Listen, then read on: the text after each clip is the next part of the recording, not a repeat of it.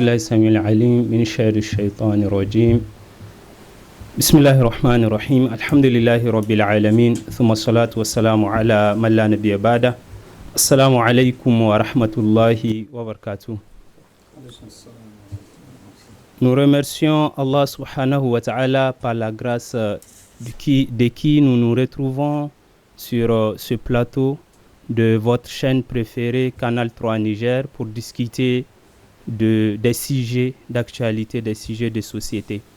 Vous êtes à votre émission Niger Terre d'Islam. Niger Terre d'Islam, c'est une émission de sensibilisation, d'éducation, d'information sur des sujets, des thématiques diverses. Aujourd'hui, nous recevons sur ce plateau pour discuter d'une question qui intéresse la vie de la nation. Une question qui est et qui sera dans les débats des FADA, dans les bureaux, dans nos différentes discussions. Quel est ce sujet? C'est la question du dialogue inclusif, la question de la rencontre nationale en ce qui concerne la transition en cours au Niger. Pour discuter de cette thématique, je reçois 4 invités qui vont tous se présenter, en commençant par ma droite. Salam alaikum wa rahmatullah. C'est votre frère en islam, Ahmadou Sagarba, trésorier général de l'association Club des jeunes musulmans du Niger. Alhamdulillah, wa salatu wa salam ala rasulillah, votre frère en islam, Omar Douda Bizou, formateur dans les écoles de la miséricorde, l'imam de la mosquée Markaz At-Taqwa dans le quartier Bassoura. Assalamu alaikum, c'est Ibrahim Saini. Je suis inspecteur de l'éducation nationale et je suis le président du conseil national d'orientation et de suivi de la CGM. Assalamu alaikum wa rahmatullahi wa barakatuh. Votre frère en islam, Abou Bakr Rabo dit Noura. Je suis le secrétaire général de l'association Ahl Sunnah wal Jama'a, ASJN. Chers invités, nous vous souhaitons la bienvenue sur ce plateau pour discuter de la question de la transition.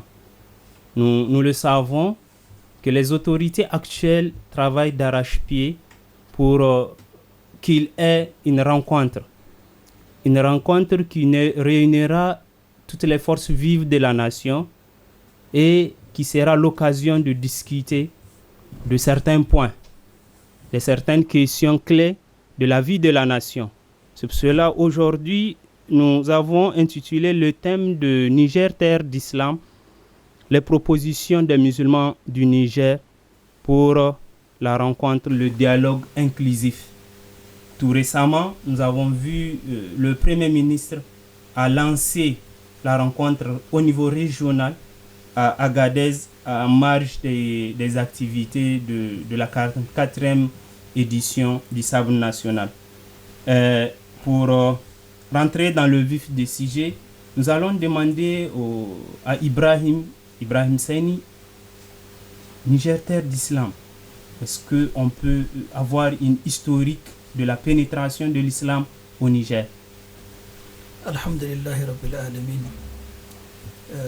Affirmer l'islamité de notre pays, c'est d'intituler le Niger Terre d'Islam. C'est aujourd'hui scientifiquement vérifié que le Niger est islamisé depuis plus de 14 siècles. La date exacte donnée par des chercheurs, des professeurs de l'histoire, comme à l'exemple du professeur Jibo Hamani, qui était ancien chercheur à l'université Abdelmouni et qui est toujours avec nous, alhamdulillah, que Dieu nous donne la santé et que Dieu bénisse vraiment sa vie et ses œuvres. Il a daté de 666 de l'ère chrétienne, soit une quarantaine d'années, parce que ça fait 42 ans exactement après la Hijra, ou 34 ans après la mort du prophète sallallahu alayhi wa sallam. Un des compagnons, un compagnon, c'est ce qu'on appelle en islam un sahaba. C'est une personne qui a dans sa vie rencontré le messager d'Allah sallallahu alayhi wa sallam. Il a embrassé l'islam, il a vécu sur sa foi jusqu'à sa mort. Voilà un sahaba. Et c'est un sahaba qu'on appelle Uqbatu ibn Nafi' qui est venu ici dans notre aire géographique. Il a passé par la Libye, le Niger et l'Algérie. C'est pour dire aux Nigériens, notre terre a reçu le message de l'islam à la même période, par la même personne que les pays aujourd'hui dits arabes du Maghreb, comme la Libye, comme l'Algérie. C'est la même personne et c'est à la même période. Donc le Niger est le premier pays noir d'Afrique de l'Ouest, comme l'Abyssinie a été la première terre noire qui a reçu le message, comme disait un savant, même avant Médine. Donc l'Afrique même est une terre d'islam. L'Afrique est le continent africain est le premier continent et le seul continent où la majorité de sa population est islamisée. Plus de 53% des Africains sont musulmans. Nous sommes le seul continent où l'islam est majoritaire. Même l'Asie qui héberge les lieux saints de l'islam, par rapport à la population asiatique, les musulmans sont une minorité. Parce que vous avez la Chine, vous avez l'Inde, ils sont tous des pays asiatiques. Mais l'Afrique, c'est le continent premier où sa population est majoritaire musulmane. Nous sommes majoritaires en Afrique, les musulmans. Et le Niger est aujourd'hui le premier pays islamique d'Afrique. Parce que nous sommes le seul pays à avoir 99% de notre population qui est musulmane. Donc il n'y a que peut-être l'Arabie Saoudite qui compte 100% de sa population qui est en avance sur le Niger. Et le Niger, alhamdulillah, aujourd'hui, c'est l'ensemble des groupes linguistiques ou des ethnies. Tous ces groupes sont islamisés. Il n'y a pas aujourd'hui un groupe linguistique ou ethnique qui n'est pas musulman dans notre pays. Et nous sommes le seul pays aujourd'hui dans l'Afrique de l'Ouest, de la CEDEAO, à ne pas avoir une partie musulmane et une partie non musulmane. Vous prenez le Nigeria, le nord musulman, le sud non musulman. C'est pareil pour le Bénin, pour la Côte d'Ivoire, pour le Ghana et pour tous les pays. Mais le Niger, de Terra jusqu'à Bilma, tout le monde est musulman. Nous avons une identité culturelle. Nous avons c'est-à-dire les mêmes préoccupations. Les Nigériens prient 5 fois par jour. Ils regardent la même Qibla, ils ont le même livre que le Coran, ils ont le même prophète qui est modèle, Muhammad sallallahu alayhi wa sallam. Et nous aspirons tous, aujourd'hui, en tant que Nigériens, à rendre visite, par exemple, à la Kaaba, aller à la Mecque. C'est aujourd'hui le vœu de tous les Nigériens. Ça prouve que nous sommes dans un pays, vraiment, qui mérite son titre, le Niger, terre d'islam.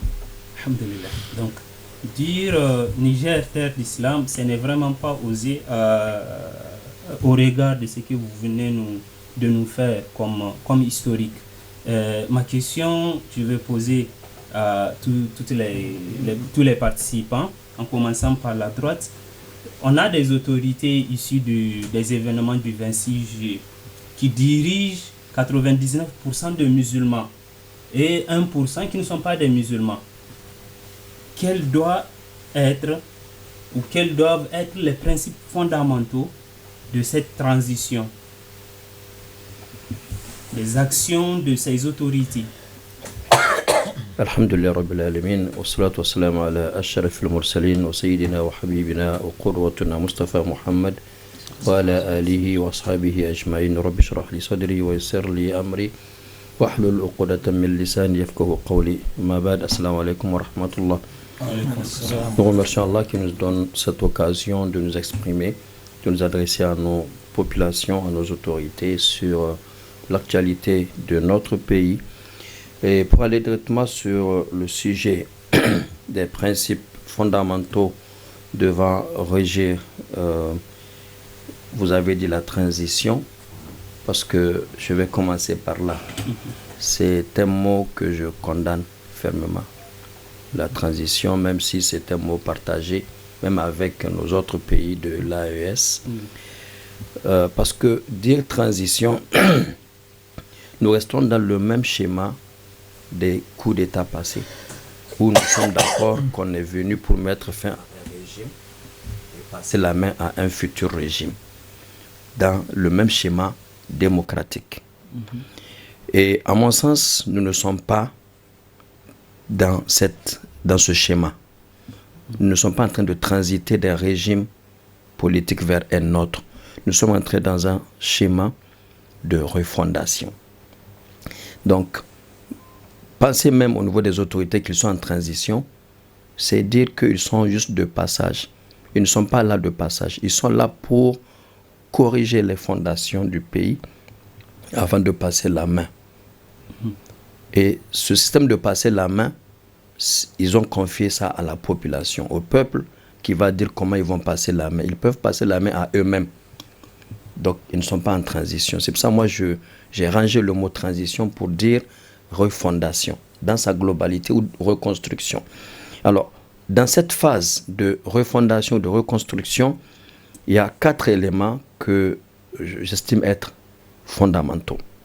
Le premier, c'est la place effectivement de l'islam dans la démarche. J'ai très bien aimé l'intervention du Premier ministre à Agadez sur la question de l'islam, sur la place de l'islam et surtout sur la place de Dieu. Lorsqu'il dit que le président du CNSP n'a pas pris une seule décision si ce n'est dans la crainte de Dieu. Mais je voudrais que ça soit harmonisé avec l'ordonnance 2023-002 portant l'organisation des pouvoirs publics. Il est très bien énoncé dedans que le Niger est un pays laïque. Quand on retourne même derrière, un pays laïque, ils définissent eux-mêmes ce que ça veut dire, c'est-à-dire la séparation de l'État et de Dieu. Lorsqu'on sépare l'État et Dieu, ça veut dire qu'on décide sans craindre Dieu. Dieu ne rentre pas dans le schéma. Mais si on doit mettre Dieu dans le schéma, Dieu doit être dans l'ordonnance. Le Niger n'est pas un pays laïque, le Niger est un pays bâti sur la foi. Ça, c'est la règle fondamentale de cette refondation. C'est Dieu qui a amené le coup d'État. C'est Dieu qui gère la situation aujourd'hui et qui gérera la situation demain. Donc Dieu doit être au cœur.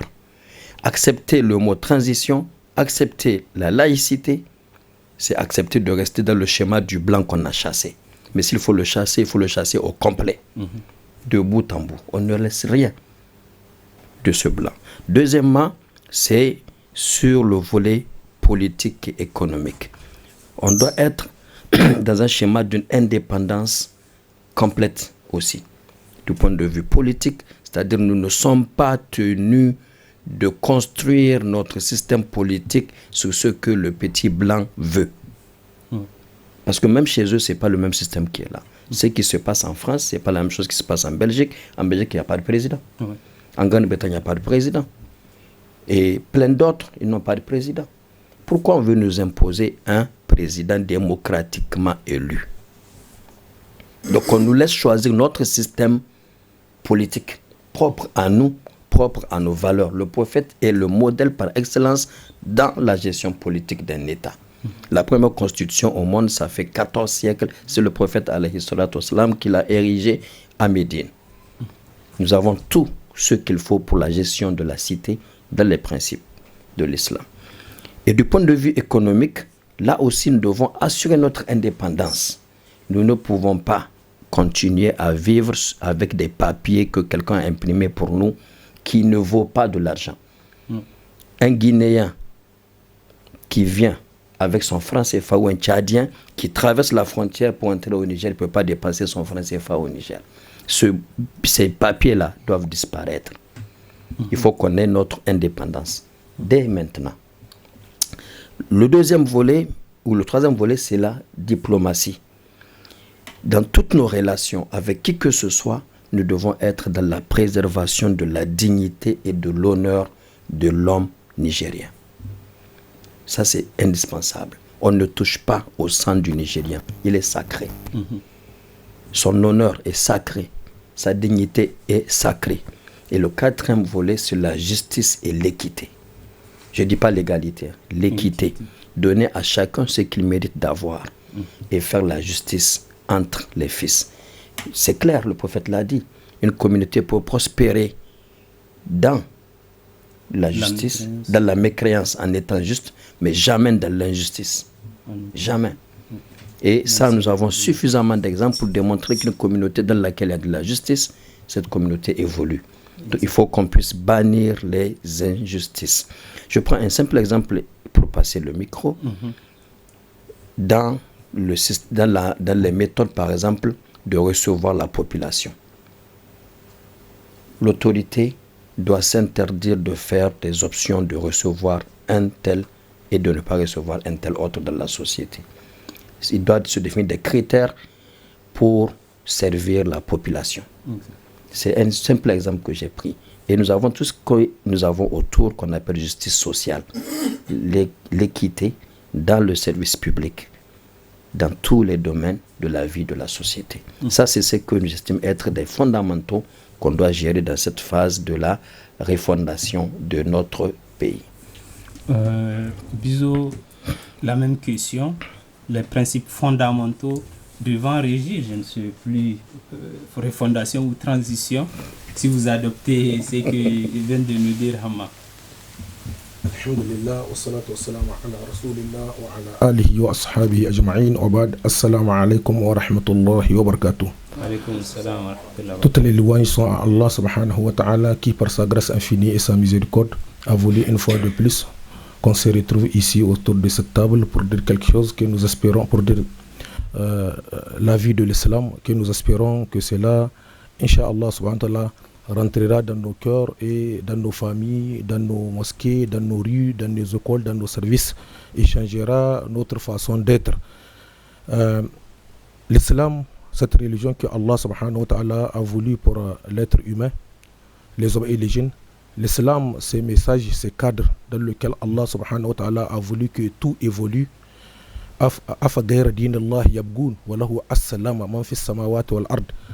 Cherche-t-il une autre façon de vivre?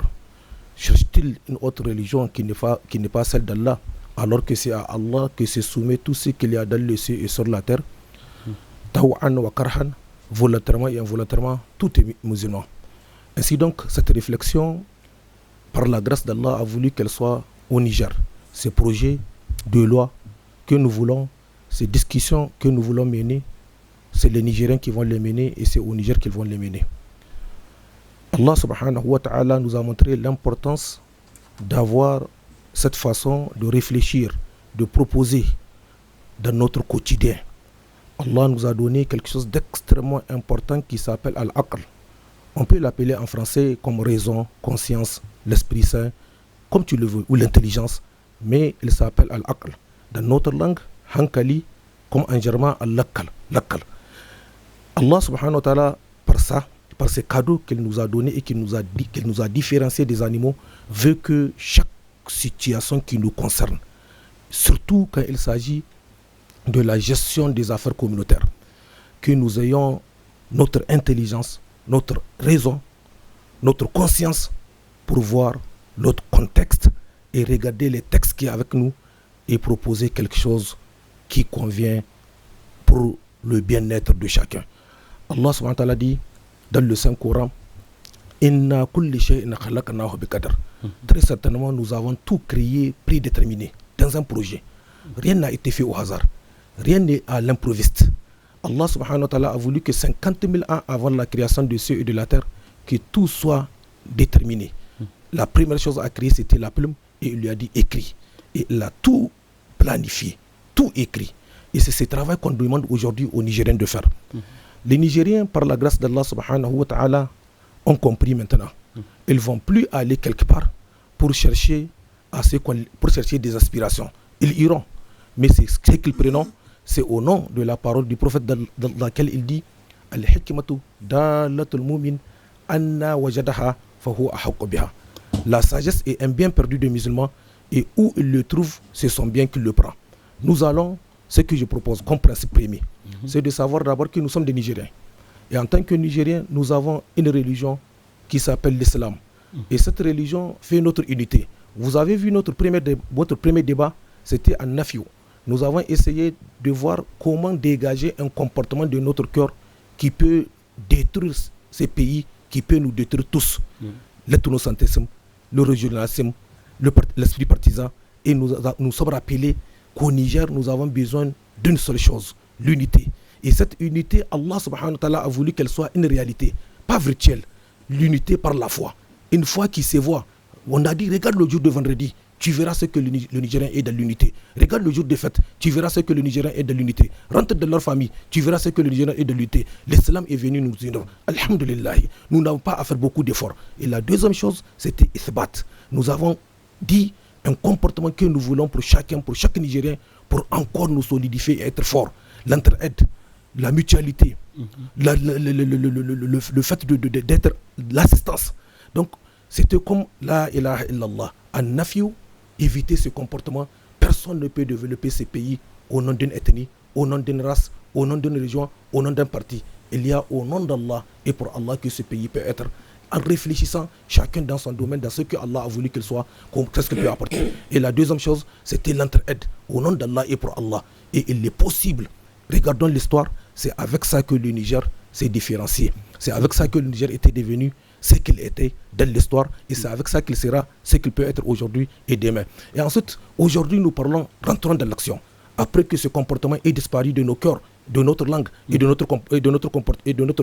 notre quotidien, alors qu'un comportement est revenu dans nos cœurs, dans nos langues et dans notre quotidien, celui de l'entraide et l'assistance, alors partons au travail. Prenons la communauté ensemble. Ne pensons pas qu'il y a une partie qui peut gérer qui peut assurer la gestion de ce pays et laisser les autres. Ma proposition, et elle ne sort pas du cadre de ce que les autres vont dire, c'est de voir ce que l'islam nous a dit et d'aller dans ce cadre, de prendre toutes les parties. L'islam, Allah subhanahu wa ta'ala a voulu que au Niger, tu trouves 3 cercles. Le cercle de ceux qui ont étudié uniquement les écoles coraniques et qui ont uniquement ces savoirs, ils sont importants, ils ont leur rôle dans le Niger. Le cercle de ceux qui ont étudié, parce qu'après, juste quand nous regardons l'État islamique de Souman Danfodio, c'était avec ceux-là qu'il a travaillé et il était organisé sur le plan économique, sur le plan social, sur tout le plan, sur le plan politique, sur tout le plan commercial. Et ensuite, maintenant, la colonisation est venue. Elle a disloqué ces plans et elle a formé un autre cercle. Ce sont ceux qui ont étudié uniquement le col de blanc dans ces savoirs partiels et partiels. Malgré que 100 ans d'existence, il est devenu une réalité. Et après, maintenant, on a eu un autre cercle franco-arabe, ceux-là qui ont pris. Je crois que maintenant, c'est d'ouvrir les 3 cercles pour qu'ils soient franco-arabe-islamique. Ces 3 ensemble, Inch'Allah, subhanahu wa ta'ala, même si le franco, c'est une langue, on l'a pris. Et la langue en elle-même est un signe de la présence d'Allah. وَمِنْ آيَاتِهِ خَلْقُ السَّمَاوَاتِ وَالْأَرْضِ وَاخْتِلَافُ أَلْسِنَتِكُمْ وَأَلْوَانِكُمْ إِنَّ فِي ذَلِكَ لَآيَاتٍ لِلْعَالَمِينَ. Allah nous a créés avec des langues différentes pour marquer subhanahu wa ta'ala son existence. Ainsi donc la langue n'est pas un mal en elle, mais si elle peut freiner le développement, à nous de retourner dans nos langues nationales. En un mot, au Niger, nous avons l'islam. Et l'islam nous dit qu'il a tout pour qu'on se développe. Et l'histoire est là pour le confirmer. Regardons comment nos écoles étaient dans l'histoire avec l'islam. Regardons comment nos commerces étaient dans l'histoire avec l'islam. Regardez comment nos relations étaient avant la colonisation dans l'histoire donc avec l'islam. Tout était avec l'islam au nom d'Allah et pour Allah. Et nous avons eu ce que nous voulons, la paix autour de nous, la cohésion sociale. Le Nigérien est un élément de développement. Wallahi. Le Nigérien est un élément de développement, où qu'il est. Et j'ai toujours donné cet exemple. Donne par exemple, dis à la mosquée que tu es venu de passage et tu es Ibn Sabil, tu veux une aide, chacun va te donner. Mais en dehors de la mosquée, quand l'État amène taxe de 200 francs, les gens s'insultent pour donner parce qu'on ne les représente pas. Parce qu'on dit c'est un pays laïque. Parce qu'on a dit votre religion n'a rien à voir avec la gestion des affaires communautaires. Ouais. Et je me rappelle une fois, dans une conférence, une personne a dit, elle voulait donner l'exemple, elle dit au Cameroun, quand on est venu avec un projet, on a donné aux gens et il fallait que ce projet, qu'ils prennent l'argent, qu'ils utilisent et qu'ils ramènent. Et au Niger, quand on est venu, on a donné aux gens, ils n'ont pas ramené. J'ai dit vous avez fait l'erreur. Peut-être au Burkina, ils ont leur système qui leur permet de toucher l'être humain et de l'amener à respecter son engagement. Comme par exemple quand la justice est forte dans les pays occidentaux. Au Niger, c'est surtout sur l'islam qu'il faut s'appuyer. Peut-être vous êtes venu vous appuyer sur un parti politique ou sur une personne ou sur une région et le Nigérien ne se voit pas toucher là-bas. C'est pourquoi, par exemple, personnellement, à Ouami, nous avons eu l'exemple de donner de l'aide et on a amené un imam, on a amené le chef de canton, on a amené Al-Khali qui sont venus. À chacun, on rappelle, ton grand-père était tel, le fils d'un tel. On ne l'a jamais connu avec tel. Il a fait ça. Tu es musulman, tu pries 5 fois dans la journée. Tu sais que demain, tu seras avec Allah. Il va te demander. Es-tu prêt à prendre cet engagement sur lequel Allah va te demander? Chacun a signé sur ça. Et ils l'ont ramené. Le Nigérien, si tu veux qu'il soit avec toi, le Nigérien, si tu veux le voir dans ce qu'il est véritablement comme acteur de développement, touche sa foi. En levant cette laïcité dans notre constitution, et rien ne changera dans ce que vous pensez. Est-ce que vous pensez que si on enlèvera la laïcité, les gens ne seront pas comme ils sont maintenant? Si, malgré qu'elle l'ait écrit, les gens suivent leur islam, enlevez-la pour les amener avec vous dans ces développements que nous voulons pour le Niger. Allah nous dit dans le Saint-Coran, préparez tout ce que vous pouvez pour eux 2 fois. Ça veut dire que nous avons la possibilité en nous de nous préparer et de nous armer et de prendre. J'invite les Nigériens de la mosquée, j'invite les Nigériens de tous les Makaranta, j'invite les Nigériens de la campagne, partout où ils sont, d'être présents dans ces forums et de parler dans leur langue et de dire ce qu'ils sont dans leur cœur, ce qu'ils sont dans leur famille, ce qu'ils sont dans leur mosquée, ce qu'ils sont dans leur quartier et ce qu'ils veulent être demain quand ils rencontreront Allah. C'est ça qui fait la différence, qui fera la différence avec tous les autres régimes passés. Ibrahim, les principes fondamentaux devant régir la transition, la refondation. Oui, j'ai entendu le frère Mamadou parler de la signification de la transition. Moi, je pense que c'est un jeu de mots. Ce qui est important, c'est de dire à nos militaires, c'est de dire à notre gouvernement, c'est de dire au peuple nigérien, plus jamais ça. On a fait 4 coups, mais c'est l'extérieur qui a profité, le peuple a perdu. Maintenant, c'est le vrai coup et c'est le bon coup. Ça veut dire quoi? Quand le professeur sallam voulait faire la refondation à la Mecque, c'est-à-dire changer la mentalité et le vécu des Mécois, il a pris 13 ans. Nous demandons aux militaires de prendre au moins 10 ans. S'il ne peut pas prendre 13 ans, qu'il prenne 10 ans. Là, vous anticipez. Non, c'est pourquoi je le dis. J'arrive, ne vous gênez pas pour ça. Quand ça va venir, je vais vous donner des preuves. D'accord. La deuxième chose, c'est que nous ne pouvons rien changer sans l'islam. Oustaz Bizo l'a dit. Ce qui fait vibrer le Nigérien, c'est l'islam. Ce qui donne l'espoir aux Nigériens, c'est l'islam. Ce qui préserve ce pays, c'est l'islam. Donc, le principe premier, c'est de réhabiliter l'islam dans ses droits. C'est un pays musulman. L'islamisation du pays a pris à peu près 6 siècles, 600 ans. Le peuple nigérien est en train d'embrasser l'islam pacifiquement par l'intermédiaire des commerçants et des oulémas, c'est-à-dire les savants. On n'a pas pris une arme pour imposer l'islam à un Nigérien. Jamais. Mais nous avons vu des colons sont venus avec une autre religion chez nous pour nous l'imposer. C'est pourquoi le dimanche on ne travaille pas, c'est pourquoi le samedi, parce qu'on nous l'a imposé. Donc ce qu'il faut faire maintenant, c'est à nous de décider, les peuples nigériens de prendre la décision qu'on donne à l'islam sa place. Et pour cela, l'islam a 5 principes fondamentaux. Et je le propose pour les Nigériens qui suivent l'émission et qui vont nous écouter plus tard. L'islam est venu préserver la religiosité. Que les Nigériens respectent le principe de l'islam. La ilaha illallah. À Médine, il y avait les musulmans, mais il y avait d'autres religions. Il y avait les juifs qui étaient là, qui vivaient selon leur foi. Les Nigériens n'ont jamais été contre ça. Nous sommes un peuple accueillant. Les autres groupes religieux vont trouver leur place. Mais la majorité qui est 90% musulmane, c'est-à-dire tout doit être organisé sur l'organisation islamique.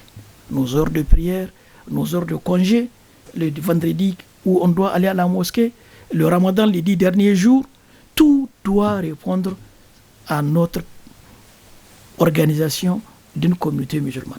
Deuxièmement, nous voulons la sécurité, parce que l'islam est venu préserver la vie. Aujourd'hui, nous sommes dans un moment d'insécurité. Nous devons prendre le principe nous allons, Inch'Allah, travailler, et avant la fin de cette transition, qu'il n'y ait plus d'insécurité, une poche d'insécurité dans le pays, qu'il y ait la paix et la sécurité pour tous les Nigériens et partout où ils sont. Ça, c'est le deuxième principe. L'islam est venu préserver la vie. Même si on nous dit la vie est sacrée, l'islam a dit mieux que ça. L'islam dit c'est lui qui tue une vie auprès d'Allah, c'est comme s'il a tué l'humanité. C'est lui qui sauve une vie, c'est comme s'il a sauvé l'humanité. Il n'y a pas une idéologie qui fera mieux que ça. Troisièmement, qu'il préserve les biens communautaires ou bien de l'État. C'est-à-dire qu'il faut lutter réellement et farouchement contre la corruption, le détournement, parce que l'islam est venu préserver le bien. C'est pourquoi en islam, quand la main prend ce qui ne lui appartient pas, on la coupe pour qu'elle ne prenne plus. Oui. Mais chez nous, nous voyons des gens prendre dans un pays où les gens ont du mal à se soigner. Les gens ont du mal à manger 3 fois dans la journée. Les gens ont du mal à vivre décemment. Les gens qui sont au village n'ont pas d'eau potable. Un seul Nigérien peut prendre 1000 millions qu'on appelle milliards. Et il dort et il regarde ces gens avec ses verres sans aucun dérangement. Non. Le principe il faut préserver les biens. Et il faut donc pour cela la justice. L'islam est venu préserver l'honneur et la dignité des gens. Aujourd'hui, la drogue, la prostitution. Aujourd'hui, on vient le mariage de jeunes filles et le mariage précoce. Mais les gens sont financés pour être des perroquets. Exact. Pourquoi une fille de 14 ans, la nuit, il fait combien de degrés? Elle est dans la rue en train de se prostituer dans un pays musulman. Ses parents sont là, ça ne dérange personne. Mais c'est la fille qui veut se marier légalement avec un mari, avoir un foyer et des enfants. C'est ça le crime. Regardez là où l'occidental nous a amenés. On a transformé les valeurs. C'est-à-dire l'occidental, il a, je ne sais pas comment vous appelez ça. Il a une manière de transformer la qualité en défaut. Et le défaut, il le transforme en qualité. Il valorise la prostitution, qui est pire que le mariage. Parce que la prostitution, c'est une fille dans la rue en insécurité et exposée à combien d'hommes dans la nuit. Alors que la femme mariée, elle est avec un seul homme. Et elle est en sécurité. Et l'islam assure la sécurité à la femme. Donc vraiment, et pour finir, l'islam est venu préserver la raison. C'est pourquoi notre école doit être une école qui enseigne l'islam et ses valeurs. On peut faire la halsia, on peut faire Koldef ou tout ce qu'on veut, tant que les Nigériens, on ne lui rappelle pas que Dieu l'observe. On ne lui rappelle pas qu'il est avec 2 anges, un à droite et à gauche. Wallahi, les gens vont continuer à voler. Ils vont continuer à tromper. Ils vont continuer à trahir. Ils vont trahir leur peuple. Ils vont vendre leur pays. Aujourd'hui, il y a des ONG qui sont aptes pour tout. Ouais. Même jusqu'au LGBT. On a vu des Nigériens musulmans, chefs de famille, à qui on donne un billet. Il faut venir en Suisse.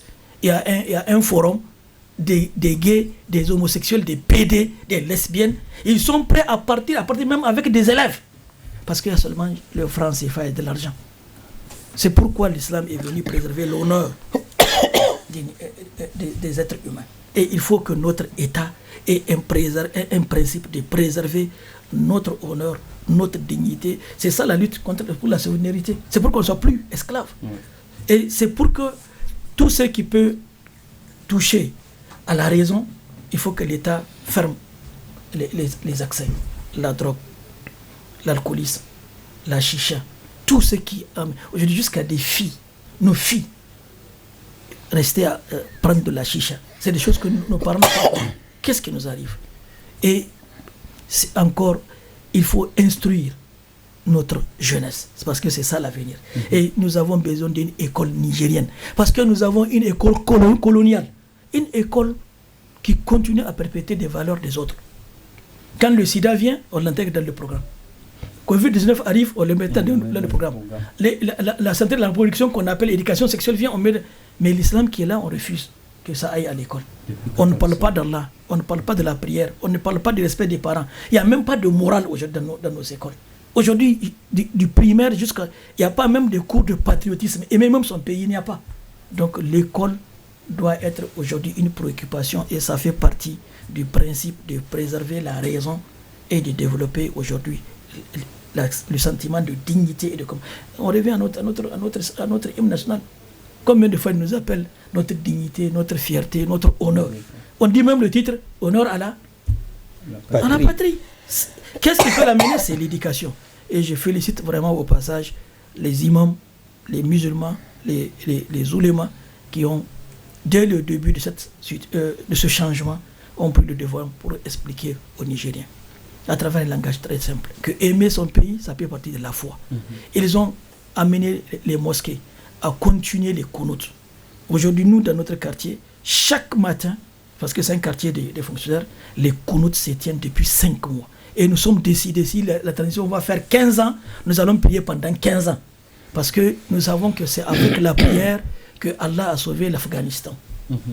Aujourd'hui, avec la prière, Allah a sauvé le Niger. Et aujourd'hui, encore avec la prière, Allah est en train de sauver les Palestiniens. Malgré tout ce qu'on a mis comme arsenal contre les Palestiniens, Allah est en train de leur assurer la victoire. Par quoi? Par la prière des musulmans en Palestine et dans la communauté. Et je pense que les Nigériens, c'est une invitation. On ne va jamais arrêter de prier pour notre pays, prier pour notre peuple et pour nos dirigeants, Inch'Allah, jusqu'à ce que Allah nous assure une victoire durable et éclatante. Salam alaikum. On va faire les principes fondamentaux devant régir la transition. Alhamdulillah Rabbil Alamin, wa salatu wa salam ala Rasulillah wa ala alihi wa sahbihi ajma'in, amma ba'd. Assalamu alaikum wa rahmatullahi wa barakatuh. Wa alaikum salam. Nous avons écouté les frères, je ne vais pas revenir sur ce qu'ils ont dit. Il y a juste un aspect sur lequel le frère Hama avait parlé, c'était la question de la laïcité. Quand on dit séparation de l'État et de la religion, je pense que c'est très banal. Les musulmans ne comprendront véritablement pas la portée et la nuisance. La laïcité, c'est la mécréance de l'État, tout simplement. L'État est mécréant. C'est déclaré même. Voilà. Et se déclare mécréant. Il n'a rien à voir avec Dieu. L'objectif de ceux qui ont institué cette laïcité, dès au début, c'est des gens qui étaient en face d'une religion de Dieu qui était le catholicisme et qui les gênait quand il faut décider, quand il faut agir. Alors, la seule manière, il fallait l'évacuer. Et c'est comme ça qu'ils ont décidé, en créant la laïcité. Ce qu'on vous dit n'est pas ce qu'ils sont en train de vouloir. On vous dit que c'est la neutralité de l'État, où l'État ne se prononce pas sur la question de la religion, quelle qu'en soit laquelle. Prenons le cas de chez nous. Tout récemment, bien avant le coup d'État, on était face à une situation où le gouvernement voulait réguler la religion. Lors de la première réunion où il fallait annoncer ça, ma première question à l'égard de ceux qui étaient au devant de la chose, je dis, mais attendez, un État laïque, qu'est-ce qu'il a à voir avec la religion pour l'organiser? Et que l'islam est un système organisé, qui n'a besoin de rien de la part de quelqu'un. Il a son système économique, son système social, il a tout. Et aujourd'hui, pour preuve, ce que les frères ont dit, si on les met en application, cela va nous permettre d'atteindre le résultat, plus ou moins, que le prophète alayhi salatu wassalam a laissé de son vivant. Les compagnons ont suivi le même cheminement, parce qu'ils étaient des musulmans. Donc c'est ça qu'il nous faut. Donc de prime abord, la question de la laïcité, elle doit être évacuée. Et ce n'est pas négociable pour un peuple qui véritablement... Aujourd'hui, la quiétude de ce peuple-là repose sur ce mouvement des musulmans qui sont sortis à la première heure. C'est ce qui nous a donné, comment on appelle ça, la tranquillité, l'engagement et la détermination de pouvoir faire face à toutes les sanctions. Et personne n'avait peur. Ne pensez pas, on avait tellement confiance en Dieu, c'est pourquoi on s'est acharné à prier et à l'invoquer. Iyyaka na'budu wa iyyaka nasta'in. C'est toi seul que nous adorons et c'est de toi que nous cherchons secours.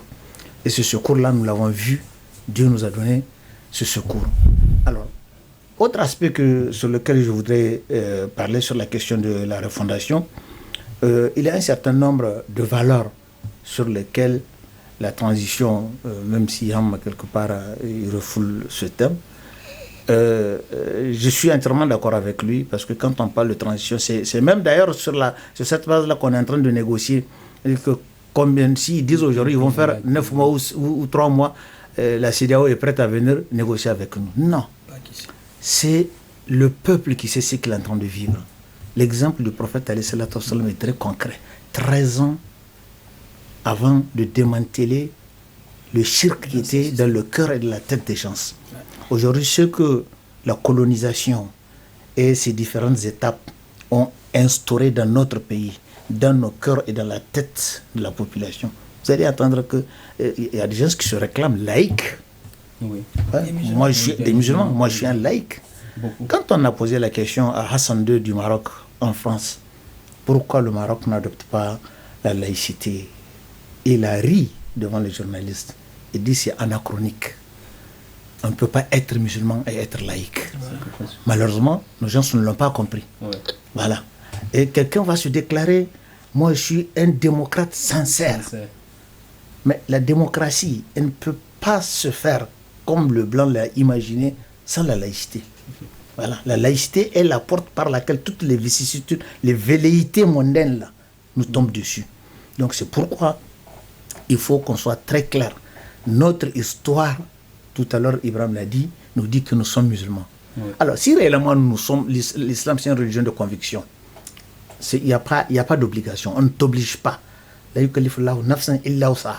n'impose à aucune âme que ce qu'elle peut porter. La ikra fi din. Il n'y a pas d'obligation de la religion. À partir du moment où nous sommes déclarés musulmans et que l'islam là nous propose un système de gouvernance, pourquoi nous allons les laisser pour prendre autre chose? Pourquoi? Je ne vois pas la raison. Soit on n'est pas convaincu, on n'est pas d'accord avec l'islam, on est plus d'accord avec ce qui nous vient de l'extérieur. Alors que l'extérieur là a compris, a analysé l'islam, il y a eu des témoignages. Ouais. Quand on prend le témoignage de Lamartine, quand il a parlé du prophète alayhi salatu wassalam, il dit à la fin de son livre qu'il est convaincu que l'islam dominera le monde. C'est une conviction d'un savant, d'un philosophe français qui n'est pas musulman. Ouais. Quand il a fait l'éloge du prophète alayhi salatu wassalam, il dit le prophète alayhi salatu wassalam, il est venu pour rendre l'homme à Dieu et Dieu à l'homme.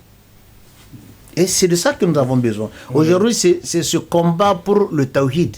Parce que tous les shirks qui ont intégré les différentes mentalités, il faut les évacuer. Et ce n'est pas en 3 ans qu'on peut le faire. Oui. Donc, moi-même, ma proposition, le minimum, c'est 10 ans.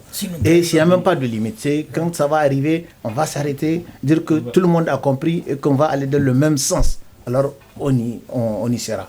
Voilà. Après ce tour de table sur la question des principes fondamentaux, je vais demander à Amadou quelles sont les priorités. C'est important dans cette société. Depuis l'indépendance à aujourd'hui, tout est important. Mais qu'est-ce qui est prioritaire?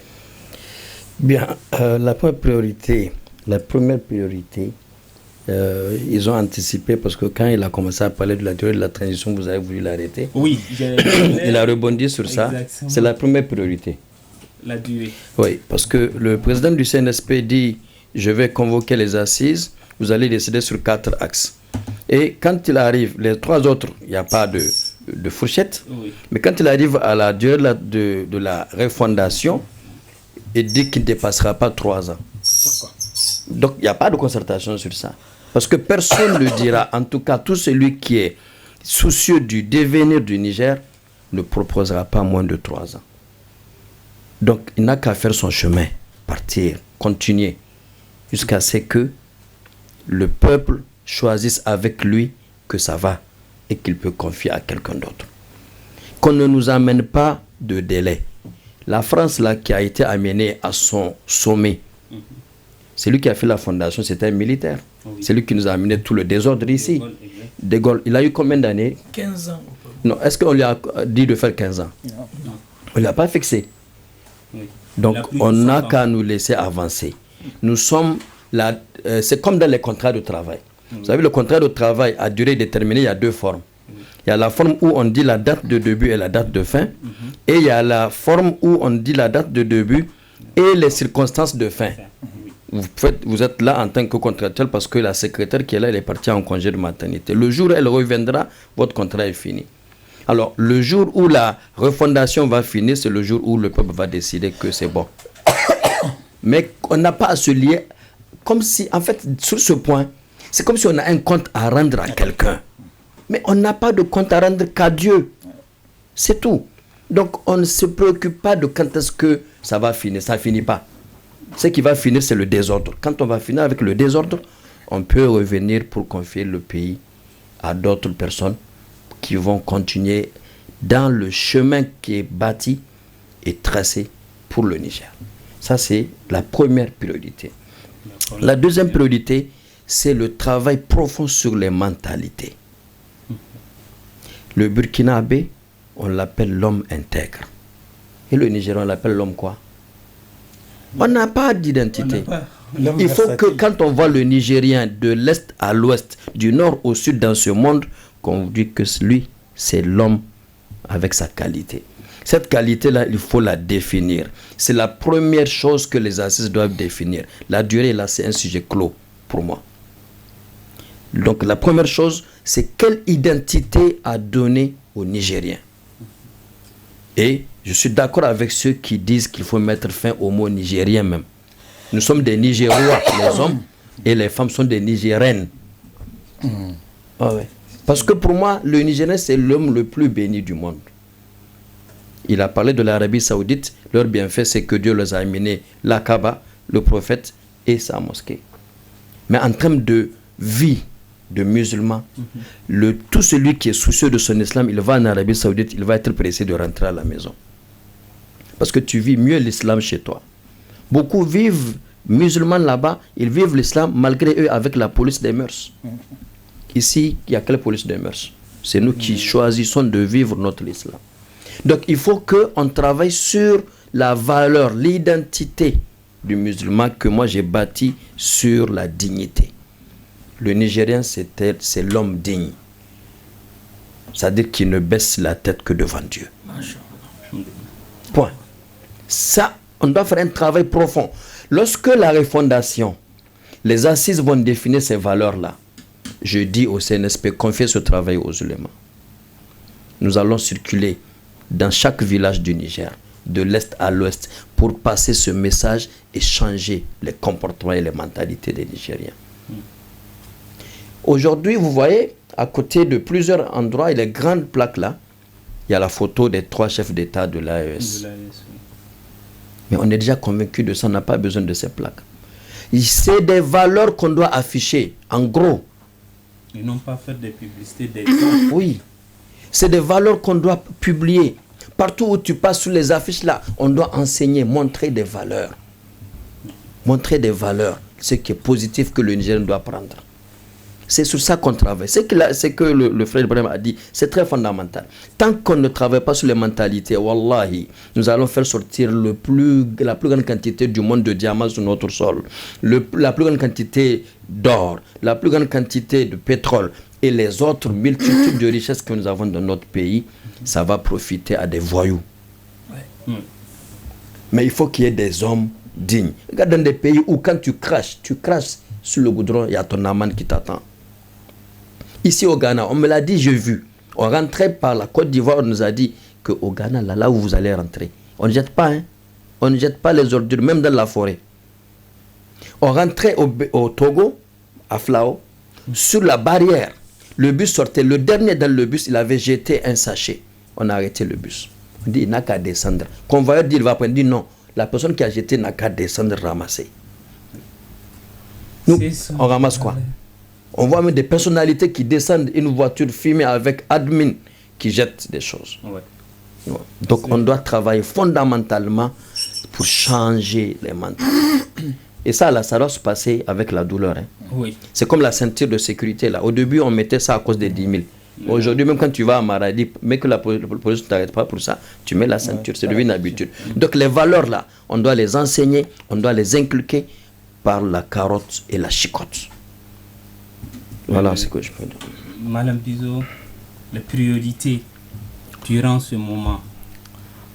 Alhamdulillah, ma présence est là pour plus nous amener tous à comprendre que de tout ce que nous disons ici à l'islam, Allah subhanahu wa ta'ala nous a interpellés par rapport à ça. Wallahi, le temps est extrêmement important dans la solution que nous cherchons. C'est l'islam le dit et aussi on le constate. Le temps est une partie des solutions. Al-waqt yuzu min al-ilaj. C'est pourquoi vous verrez dans le Saint-Coran, Allah dit وهو الذي خلق السماوات والأرض في 6 أيام وكان عرشه على الماء ليبلوكم أيكم أحسن عملا. Dans d'autres passages, هو الذي خلق السماوات والأرض في 6 أيام ثم استوى على العرش. 6 أيام. Et Allah subhanahu wa ta'ala a voulu que la prestation, vous savez, soit quelque chose qui détruit. Elle est l'œuvre de Shaitan, elle ne vient pas d'Allah. Dans tout ce que tu veux dans ta vie, si tu ne prends pas le temps comme étant facteur principal, tu échoueras. Et c'est une preuve que Allah t'a l'interdit. Regarde le fruit. Quand un fruit sort, si chaque jour tu le touches, tu risques de le faire sortir avant qu'il soit mûr. Mais si tu peux patienter, on te dit, le fruit, tu dis, un jour il sera mûr. Alors je prends le temps, je laisse le temps, je ne ferme pas le temps, je ne dis pas demain, je ne dis pas après-demain. J'attends. S'il sera mûr, il va changer de couleur. Je sentirai l'odeur ou il tombera. C'est-à-dire mes organes de sens me le dira. Donc, sur la question du temps, il faut que les choses soient claires.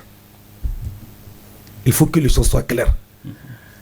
Vous savez, en islam, pour espérer un changement communautaire, c'est un quart de siècle au moins. C'est-à-dire pendant tout un quart de siècle, il faut que toute la communauté ait sa ceinture attachée. C'est après 25 ans qu'on peut dire maintenant détacher vos ceintures. Mais jusqu'à présent, il n'y a pas eu l'atterrissage. Où tout le monde peut être à l'aise. Jusqu'à présent, il faut, pour qu'il y ait l'atterrissage, une génération. Une génération. C'est pourquoi vous verrez, l'islam ne compte même pas le développement en temps. Il le compte en génération. Le prophète a dit La'allahu yakhruju min aslabihim man ya'budallaha wa la yushriku bihi shay'a. Peut-être Allah fera sortir, n'a pas dit dans 10 ans, dans 15 ans, dans leur progéniture. L'islam nous dit de voir le développement, et je pense, on l'a dit suffisamment, mais les gens préfèrent autre chose. Wallahi, si nous voulons véritablement ce développement comme les autres, la première chose, il faut que ça soit vu en génération. Deuxième chose, il ne faut pas qu'on comprenne que les autres, c'est-à-dire, oui, c'est normal. À un moment, ils ont dominé le monde après la Deuxième Guerre mondiale, c'est normal. Le plus fort va essayer de s'imposer. Tout celui qui fera une loi, il fera une loi qui va le protéger. Je t'ai dominé, je ferai. Si tu dis aux hommes de faire la loi, ils feront une loi qui va les protéger. Si tu dis aux femmes de faire la loi, ils vont faire une loi qui va les protéger. Aux enfants de faire la loi, ils vont faire. Aux riches de faire la loi, une loi qui va protéger leur richesse. Aux pauvres de faire une loi qui va le rendre riche. Aux cultivateurs, chacun. Il n'y a que le Seigneur de cultivateurs, des femmes, des hommes, des Africains, des Nigériens, Allah subhanahu wa ta'ala qui peut nous faire une loi qui peut véritablement concerner chacun dans une justice absolue. Donc, dès que les autres disent c'est le modèle de développement, c'est ce que nous vous proposons comme l'aide au développement, comme un tel a appelé, c'est cela, tous nos ministères de plan ont une vision avec ce que l'Occident propose et il n'y a que ces canaux qui peuvent permettre aux pays africains de se développer parce que, regardez, nous, on a suivi cette voie. C'est pourquoi on s'est développé. Une voie. Comment est-ce que tu vas exclure ta culture, tu vas exclure ton quotidien, ton histoire, et dire qu'il y a une voie qui peut te permettre de te développer? C'est comme pour dire que une fourmi peut dire à un éléphant, viens être comme moi, ou pour te développer. Chacun. La deuxième priorité. Donc le temps là, il faut que ça soit quelque chose sur lequel les choses seront claires. Très claires. Si nous jouons sur le temps, nous avons déjà échoué. Et si nous jouons sur les événements, sur comment les choses, c'est qu'est-ce que nous voulons, sur les objectifs, alors nous pouvons réussir. Deuxième chose, j'ai dit, il faut qu'on refuse de voir le développement quelque part qui n'est pas chez nous. Qu'est-ce qu'on appelle même développement? Même nous sommes développés. Moi, je me rappelle, j'étais parti faire une photocopie quand un blanc est venu et je lui ai dit, comme l'islam me conseille qu'on lui fasse la photocopie parce que c'est tout un livre que je voulais et lui c'est quelques feuilles. Après maintenant il est sorti, on se salue et il me dit merci pour ce que tu m'as fait. Il attend quelqu'un pour venir le prendre. Et après je lui demande combien de temps il a ici. Et il me dit voilà le temps qu'il a. Je dis où est-ce qu'il a visité au Niger. Il me dit qu'il était parti vers Tiberi de Dogondouti. Il me dit mais les gens ça sont riches, très riches, mais ils ne savent pas qu'ils sont riches parce que là-bas il y a l'eau. Chacun c'est quelques 1000 mètres chez lui. Il a un jardin, il y a des pintades, il y a ceci. C'est les mentalités. Donc le deuxième travail. Le Nigérien, il y a quelque chose. Il dit, ils sont très riches. Il dit, tu penses que je suis plus riche qu'eux? Je dis, je ne sais pas. Il dit, toi, tu as combien tu as une dette sur toi? J'ai dit oui. À ce temps-là, ça ne dépassait pas les 100 000. Donc, j'ai dit oui. Il dit combien? Je lui ai dit, ça, c'est pas une dette. Moi, je vis sur la dette. Mes habits, c'est une dette. Je suis venu ici sur dette. Je travaille ici sur dette. Je suis riche. J'ai dit, je ne sais pas. J'ai dit, on appelle ça pauvre. Donc, on a parlé. Il dit, les gens là sont riches, mais ils ne savent pas qu'ils sont riches. Oui. Donc. Il faut que ça soit, Inch'Allah, sur les mentalités. Deuxième chose, il faut que chacun de nous se dise qu'il est celui qui peut amener ce pays à être quelque chose. Il ne faut pas attendre de quelqu'un. Chacun d'entre nous doit faire de la responsabilité du développement de ce pays une responsabilité personnelle. Donc, chacun doit s'impliquer. C'est ce que Abou Bakr a dit. Cette religion sera diminuée alors que je suis vivant. Faisons du développement de ce pays une responsabilité personnelle. Et on peut le dire dans nos langues, partout, on dit à chacun. Celui qui vend, celui qui achète, celui qui balaye, partout. Et la troisième chose, c'est nos partenaires. Il faut que nous sachions, par notre foi, que nous avons des partenaires qui peuvent véritablement nous faire plus que ce que nous espérons des autres qui ne viendront pas au nom de notre foi. Je me rappelle, au temps de chef Amadou, quand il y avait eu de blocus, il est venu dire qu'il a pu mobiliser de ses relations. Parce que là-bas, il y a des relations personnelles du Nigeria, ce que pendant plus de 10 ans, le Niger n'a pas mobilisé pour l'aider dans sa transition. La Turquie, par exemple, c'est des pays sur le plan militaire aujourd'hui qui peuvent nous assurer tout ce que nous voulons, la sécurité, le développement militaire. Jusqu'à avoir nos bombes, jusqu'à avoir notre propre bombe atomique. Il y a des pays qui peuvent nous donner parce que nous avons l'uranium. Il nous faut une bombe atomique. Pas pour tuer les autres, mais pour arme de dissuasion, pour se protéger. D'accord, on va passer. Et en dernière position, nos mosquées, nos écoles, il faut que l'État les prenne en charge. Parce que c'est de là-bas que tout doit sortir pour le Niger. Les mosquées là que vous voyez, les makrantas là que vous voyez, en plus des écoles qui, il n'y a rien à faire, l'islam sera enseigné dans quelques mois, dans quelques années. Mais Inch'Allah subhanahu wa ta'ala, c'est l'espoir de tout un Nigérien. C'est ce que nous invoquons toujours Allah et nous pensons que Allah a exaucé. L'islam sera enseigné dans nos écoles. Et maintenant, nos mosquées et nos makrantas viendront avec nos écoles qui seront refondées pour que ces pays soient sur des épaules capables d'assurer, Inch'Allah subhanahu wa ta'ala, son développement au nom d'Allah et pour Allah. Chacun d'entre nous avec la conscience. Ya ayyuhalladhina amanu taqullaha wa litanzur nafsun ma qaddamat ligadin wattaqullaha innallaha khabirun bima ta'malun. D'accord. Allah facilite et nous assiste. Ibrahim, les priorités nationales. Et aussi, je profite pour introduire une autre question, la durée de la transition. D'accord. Oui. Pour les priorités, vraiment, ce que nous avons entendu sur ce plateau aujourd'hui, ça suffit comme programme pour les Nigériens. Si seulement les gens peuvent avoir l'intelligence de l'écoute. Parce que changer ce pays en bien va passer forcément par l'éducation. Et l'éducation, il y a deux types. Il y a l'éducation des masses, c'est la sensibilisation, c'est ce que vous appelez la prise de conscience. Les maîtres de cette œuvre, ce sont les oulémas. C'est les personnes les plus respectées et qui ont plus d'arguments. Et leurs arguments ne viennent pas de l'homme, ça vient de Dieu. Donc ça, c'est un travail que les oulémas doivent prioriser, le faire et qu'on leur donne des facilités pour le faire encore mieux dans les villages et dans les villes. Les mosquées, les médias, tout doit tourner pour que le Nigérien change dans sa tête, dans sa pensée et dans son âme.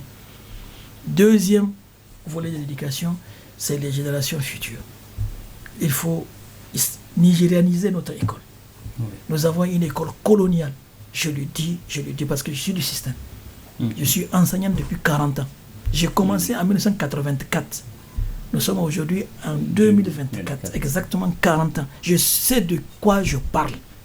Notre école n'est pas nigérienne. C'est une école coloniale française. Elle n'est même pas une école française. Parce que là-bas, au moins, il y a la qualité. Chez nous, il n'y a rien. On perd du temps. Ce qu'il faut faire, il faut mettre nos valeurs dans l'école. Il faut que les Nigériens enseignants enseignent par patriotisme, par amour. Donc, combien de temps doit prendre la transition selon vous? La transition doit durer. Moi, je propose vraiment l'exemple du prophète sallam. Il a changé sa génération et le monde en 23 ans. Moi, je souhaite qu'on ait une transition de 13 ans et 10 ans des militaires qui vont aller dans comment on appelle, la vie civile. Pourquoi pas le président continuer à faire ces 10 ans pour qu'on ait... Regardez, Poutine a 23 ans de régime. Donc, j'arrive, s'il vous plaît. On va être concret. Non, il n'y a pas de problème. Poutine a commencé en 2000. Aujourd'hui, nous sommes en 2023. Erdogan, qui a changé la Turquie, a 23 ans. Mao, qui a changé la Chine, a fait 26 ans. Le militaire qui a fait le coup d'État en Corée du Sud, qui a changé de la Corée, que la Corée soit une puissance économique, a fait 17 ans. Mais aujourd'hui, prenez même en Afrique, le Rwanda. De Gaulle. On ne va pas faire l'honneur de prendre un Français. Non, c'est encore valoriser les Français. Non. Ici en Afrique, le pays qu'on dit qui est en train d'émerger, c'est le Rwanda. Oui. Le président a 23 ans aujourd'hui au régime. Donc nous ne pouvons pas aujourd'hui écouter nos bourreaux qui sont en train de nous dépouiller de nos biens pour qu'on fasse vite, pour qu'ils reviennent encore nous dépouiller de nos biens. Non, on va prendre le temps qu'il faut et on va le prendre pour l'intérêt de notre pays. Voilà. Inch'Allah. Très brièvement. Oui, je monte là où il est descendu.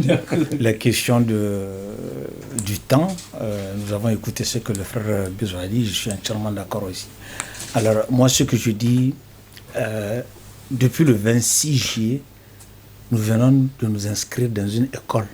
Une école de patriotisme, une école de décolonisation, une école de la souveraineté.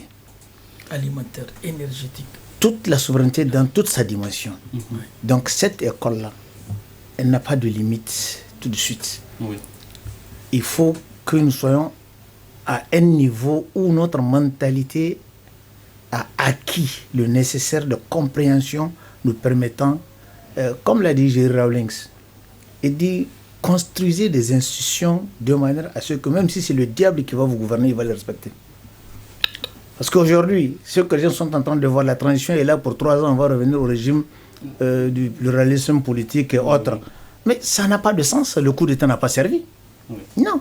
Cette école-là, le maître Tchani, qui nous tire par rapport à cette question d'école, nous allons continuer avec les oulémas, avec la société civile, avec tous les gens. Regardez tous ces panafricanistes qui sont venus pour nous renforcer, pour nous encourager, pour nous dire ce que c'est que le patriotisme. On doit subir dans cette école toutes les difficultés pour que demain, dans 15 ans, dans 20 ans, dans 30 ans, nos plus jeunes, nos fils, nos petits-fils vont dire que nos parents se sont sacrifiés pour que nous soyons ce que nous sommes. Et ils ne permettront jamais à quelqu'un d'autre de venir les banaliser. Cette question de dignité, on doit l'enseigner dans la mentalité. Il faut faire cultiver cette mentalité de la tête de tout un chacun, de manière à ce qu'on n'aura plus besoin de créer Coldef ou je ne sais pas comment ça s'appelle, parce que ça ne servira pas à grand chose. Donc que les autorités prennent le temps qu'il faut pour cette oui, une chose que je voudrais rajouter, cette dignité que nous sommes en train de vouloir cultiver, elle ne peut se faire que dans la connaissance. La connaissance d'abord de qui nous sommes. Oui. Tout à l'heure, on m'a parlé de l'identité. L'identité du musulman. Il faut qu'il se reconnaisse qu'il est musulman. Et qui est musulman? Qu'est-ce qui se rattache au fait d'appartenir à la communauté musulmane? Quelles sont nos responsabilités? Qu'est-ce qu'on doit connaître? Eux-mêmes qui sont au devant, ils doivent connaître Dieu, connaître le prophète alayhi salatu wassalam, étudier la biographie du prophète alayhi salatu wassalam, connaître son environnement, le temps qu'il est resté, qu'est-ce qu'il a fait et comment il l'a fait. Donc c'est des questions qu'on peut au fur du temps étudié sur ces plateaux. Chers frères, chères sœurs, c'est votre émission Niger Terre d'Islam que vous fournit le groupe de presse Canal 3 Niger. C'était la thématique sur les propositions des musulmans du Niger en ce qui concerne les rencontres du dialogue national qui sont en vue. Puisse Allah bénir notre pays, qu'il guide nos décideurs vers ce qui est le meilleur pour notre pays et sa population. Qu'Allah vous bénisse. Merci d'être fidèle au programme du groupe de presse Canal 3 Niger. Assalamu alaikum wa rahmatullahi wa barakatuh.